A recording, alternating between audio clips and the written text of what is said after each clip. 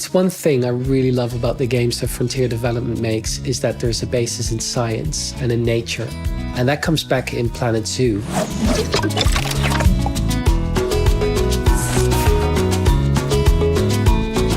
In Planet Zoo, we're really trying to get the most authentic looking animals as we possibly can. And that's not just in the way they look, but that's also in the way they behave, the way they animate, the way they sound. The benchmark, oddly enough, was set quite clearly with Planet Coaster. We've researched very, very heavily. We've engaged with experts, both in zoos and within biology departments. Our animation team have studied hours and hours of video footage. The character modelling team have done an exceptional job, really, really looking at all of the details of the animals. And you bring all these things together and layer on all the behaviours, and you end up with authentic looking and behaving animals. What we wanted the animals to feel like was that there was a reason for them to be there in the player's zoo, and that they would each bring their own uniqueness and richness to the player's experience. So we identified early on that we want each animal to have its own bespoke rig and its own bespoke set of animations. This involved researching each animal individually and really identifying and honing in on what makes that animal unique to other animals. One of the most exciting things about working with these animals is to look into what makes each of these animals special. The Indian peafowl, for example, has some really unique behaviors, unlike anything else in the animal kingdom. So we will go to the extremes of making sure every feather in the tail of the peacock has its own bone that the animators can use, so everything behaves exactly as you'd expect it to.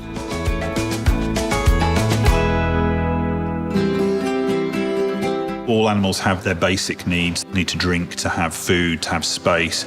Some of them have social requirements, some of them don't. Some of them actually want to very much live a solitary existence. So you've got a number of things that you have to balance from a welfare point of view, which is fairly common to all animals, and some of them are very, very specific. We also set our zoos in various biomes around the planet, and where you build your zoo makes a big difference to the actual welfare of the animals. Weather's really impactful on animals as it is on us.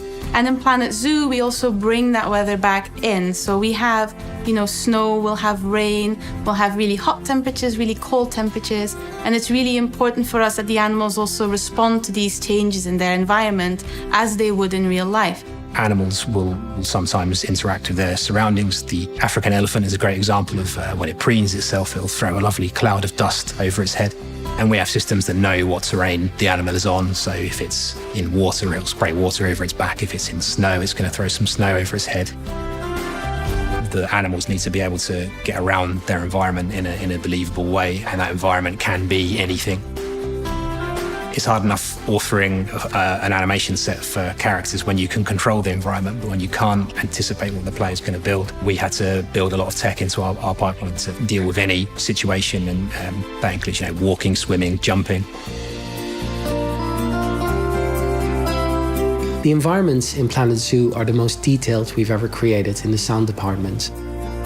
We have things like specific birds for specific biomes. On the temperate biome, you hear birds you would hear in that environment. When the temperature rises, you hear more crickets.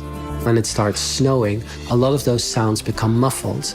In the rain, you'll hear impact of rain on all the different surfaces, underneath trees, on the water surface. You even get a different soundscape when you put the camera on the water. So we really wanted your creativity of an environment to be reflected in the sounds you hear. Animals are very, very, very specific in terms of the audio. If you go to the wild, an animal will not make actually a lot of the sounds, but in the game we want to actually translate that into a form that it's interesting. All the sounds that are not unique to the animal in terms of communication, that's all made by the sound team. Planet says again that you can go from up in the sky to really close to the animal, and we really want that sound to come through.